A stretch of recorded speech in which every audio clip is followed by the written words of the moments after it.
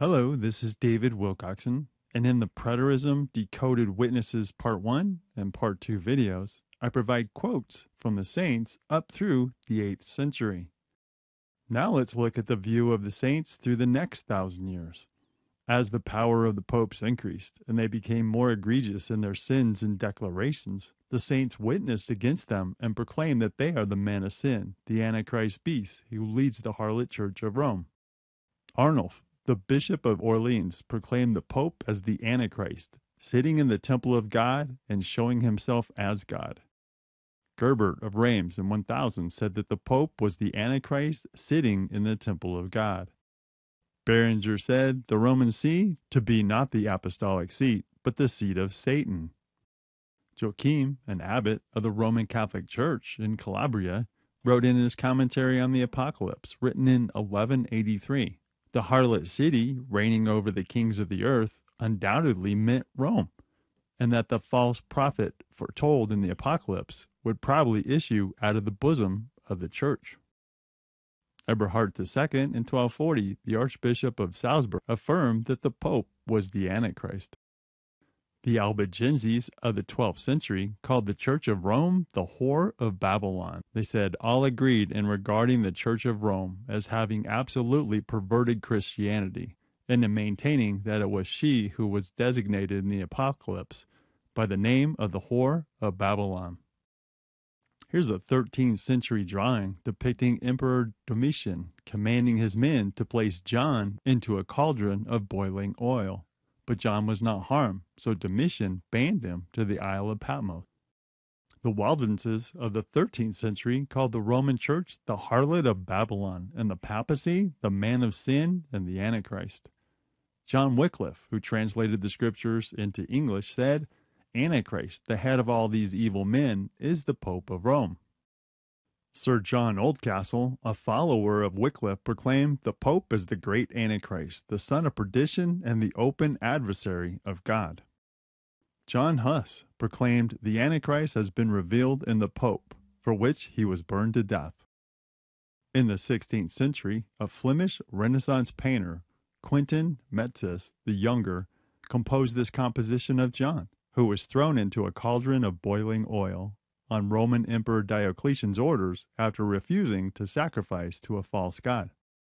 In the 16th century, the Protestant reformers all proclaimed that the office of the papacy, the popes of Rome, fulfill Bible prophecy as the little horn of Daniel 7, the son of perdition of 2 Thessalonians 2, and the Antichrist beast of Revelation 13, who leads the harlot church of Rome. John Calvin said, we call the Roman pontiff Antichrist. Martin Luther declaimed, we here are of the conviction that the papacy is the seat of the true and real Antichrist. The confession of the Glastonbury Congregation in 1551 from French refugees in England, who first gathered under Calvin and Farel, said, moreover, I renounce the Pope as the Roman Antichrist. John Knox in the 16th century was a great leader of the Reformation in Scotland, and he said the Pope should be recognized as the very Antichrist and son of perdition, of whom Paul speaks. Sir Isaac Newton, who studied Bible prophecy, taught that the leader of the Church of Rome was the little horn of Daniel 7. John Wesley said that the whole succession of popes from Gregory VII are undoubtedly Antichrist. Jonathan Edwards said that the greatest and most cruel enemy of the Church of Christ is the Church of Rome. Many saints were tortured and burned to death by the Roman Catholic Church because they would not bow to the authority of the Antichrist beast Pope. They did it because bowing before the authority of the Antichrist beast would mean denying Messiah, and that they could not do. Master John Bradford, who was martyred in 1555, said the usurped authority of the supremacy of the Bishop of Rome is undoubtedly that great Antichrist. Also in 1555, Hugh Latimer said before being burned to death, what fellowship have Christ with Antichrist? Nicholas Ridley, an English bishop in London, said before being burned to death, the See of Rome is the seat of Satan. Thomas Cranmer, the Archbishop of Canterbury, said before being burned to death that the Pope is Christ's enemies and the Antichrist. There are many more stories about the witness of the saints in the historic Witnesses Against the Antichrist Beast study on the Revelation Timeline Decoded.com website. The Church of England declared that the Papal Church of Rome is the Babylonian beast. The Church of Scotland Confession of Faith declared the Pope as the Antichrist, the man of sin, and the son of perdition. The Lutheran Confession of Faith of 1603 testified that the Pope is the very Antichrist, who exalteth himself above and opposeth himself against Christ. The Irish Articles of Religion of 1615 testified that the Pope of Rome is the man of sin. The London Baptist Confession of 1689 proclaimed that the popes of Rome are the Antichrist, that man of sin and son of perdition, that exalteth himself in the church against Christ. To counter these witnesses, the false prophet, false priest, Jesuit superior general in Rome had Jesuit priest Francisco Ribera and Manuel de Lacunza write commentaries which give the futurist prophecy fulfillment narrative, which points to an end times one-man Antichrist in the last 7 years. The false prophet also had Jesuit priest Luis de Alcazar write a commentary called Investigation of the Hidden Sense of the Apocalypse in 1614, which assigns the fulfillment of the prophecies in Revelation to the 1st century.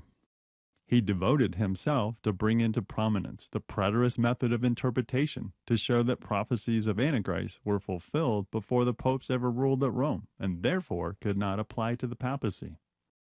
The same church created two prophecy fulfillment explanations which are contrary to each other, which reveals their motive, to deflect blame away from the popes of Rome and the historicist prophecy fulfillment explanations, which prove that the Pope and his apostate church are the primary enemies of Messiah in Revelation.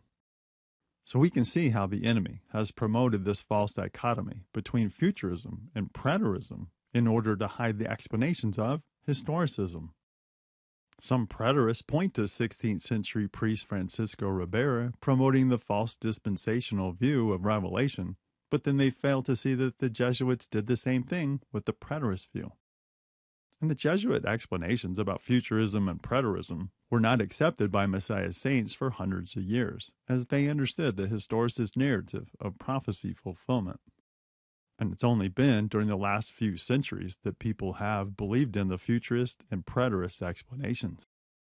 We also have the witness of the great theologians of the 16th through 19th centuries who wrote whole Bible commentaries, such as Adam Clarke's Commentary on the Bible, Albert Barnes' Notes on the Bible, Koch's Commentary on the Holy Bible, the Jameson Fawcett Brown Commentary, John Gill's Exposition of the Entire Bible, Matthew Poole's Commentary on the Holy Bible, the People's New Testament Commentary, and the Pulpit Commentary. Preterists like Pastor Chuck Baldwin misleadingly cite some statements from those theologians to make it seem like they taught preterism, but that's just not the case, so he is misleading people. Those Bible commentators taught that Revelation has been in the process of being fulfilled since the 1st century, and none of them taught that Nero was the Antichrist. In the 19th century, E.B. Elliott wrote Horae Apocalyptae, which means Hours with the Apocalypse. It has over 2,000 pages and 10,000 reference citations, and it gives the historicist explanations and proofs. In the 19th century, Minister Joseph Benson wrote the Book of Revelation Explained, which gives the historicist explanations. In the late 19th and early 20th century, preacher and evangelist Henry Grattan Guinness wrote Romanism and the Reformation and History Unveiling Prophecy, which give the historicist explanations. The testimony of the witnesses that I've cited in these 3 videos should be enough to convince a clear-minded person that the book of Revelation was written in the latter part of the 1st century, that the prophecies in Revelation were not fulfilled in the 1st century, and that Nero was not the little horn of Daniel 7, the son of perdition of 2 Thessalonians 2, or the Antichrist beast of Revelation. To summarize, the saints did not proclaim that Messiah returned in the 1st century, which invalidates the full preterist position. They believe that Revelation is fulfilled historically, from Messiah's first advent until his return at the end, not in the 1st century. And they pointed to the Western Roman Emperor as the restrainer of 2 Thessalonians 2, who held the Antichrist back from taking power, so they did not believe that Nero was the Antichrist beast of Revelation. Their witness dispels the foundation of preterism. So through most of church history, the saints have believed in the historicist narrative of prophecy fulfillment, and it's only been during the last few centuries that people have promoted the preterist explanations. And I could have provided many more quotes from people who have taught the historicist narrative during the last 1900 years, but I don't want to belabor the point and make the video too long. People may accuse me of only featuring quotes from historicists, so please provide preterist quotes from people who wrote before 1800 AD, before the deceptions came in. And I understand that when people learn the falsehood of the futuristic narrative, that the preterist explanations seem to make more sense. The problem is that most preterists only compare their explanations to futurism and not to historicism, which serves to hide the historicist narrative.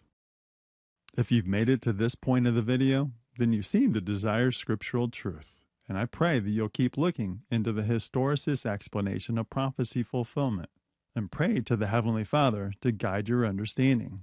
The ultimate proof that preterism is false is the historicist narrative, which shows how most of the prophecies in Revelation have been fulfilled in exacting detail during the last 1900 years. I pray that the explanations help you see the truth of historicism and the deception of preterism. The 3 Revelation timeline fulfillment summary videos give you the big picture of the apocalyptic vision. And the Revelation Timeline Decoded video series, which has 66 videos, gives a detailed explanation. There are PDF summaries on the Revelation Timeline Decoded website, which you can save and print, which help you see the big picture. And that website is revelationtimelinedecoded.com. If this lesson helped you, please click on the YouTube thumbs up, post a comment, and share it with others. And be sure to subscribe to the channel so that you're notified about new videos. And keep pressing on for the glory of our King. I love y'all. Shalom.